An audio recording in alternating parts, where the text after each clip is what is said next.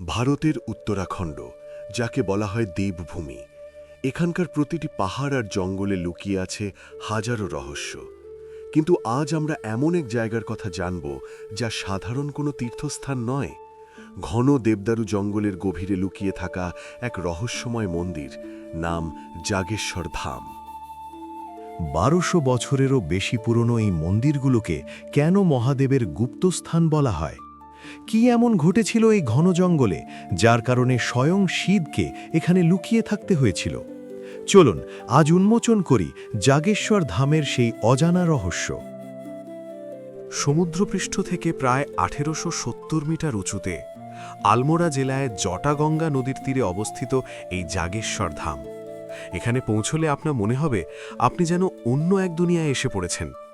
চারদিকে বিশাল বিশাল দেবদারু গাছ এমনভাবে মন্দিরগুলোকে ঘিরে রেখেছে যেন বাইরের পৃথিবী থেকে এই জায়গাকে আড়াল করে রাখা হয়েছে।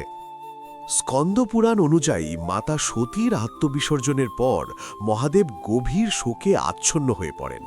সংসারের মায়া ত্যাগ করে তিনি এই ঘন দেবদারু বনে চলে আসেন এবং তপস্যায় বসেন। এই জঙ্গল এতই গভীর ছিল যে দেবতারাও তাকে সহজে খুঁজে পাননি। আর ঠিক এই কারণেই একে শিবের গুপ্তস্থান বা তপভূমি বলা হয়। এই বনে সপ্তর্ষিরা তাদের স্ত্রীদের নিয়ে বসবাস করতেন। মহাদেব যখন দিগম্বর রূপে গভীর ধ্যানে মগ্ন ছিলেন, তখন ঋষিপত্নীরা তার ঐশ্বরিক রূপে আকৃষ্ট হন। এতে সপ্তর্ষিরা ক্ষুব্ধ হয়ে মহাদেবকে অভিশাপ দেন।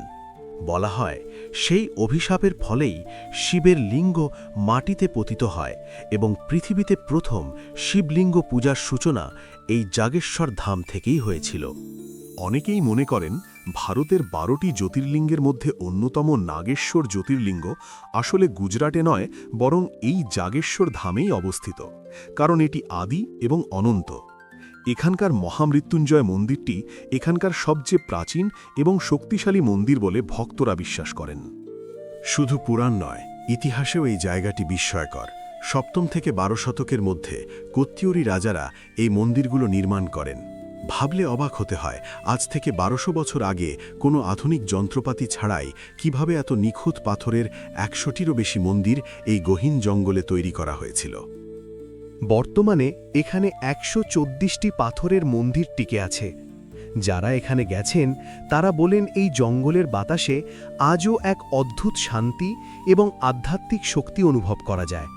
মনে হয় যেন মহাদেব আজও এই দেবদারু গাছের ছায়ায় বসে ধ্যানে মগ্ন আছেন। তো বন্ধুরা, এই ছিল রহস্যময় জাগেশ্বর ধামের কাহিনী। এমন অজানা রহস্যময় স্থান সম্পর্কে আরও জানতে চ্যানেলটি সাবস্ক্রাইব করে ভিডিওটিতে একটি লাইক দিতে ভুলবেন না। দেখা হচ্ছে পরের ভিডিওতে।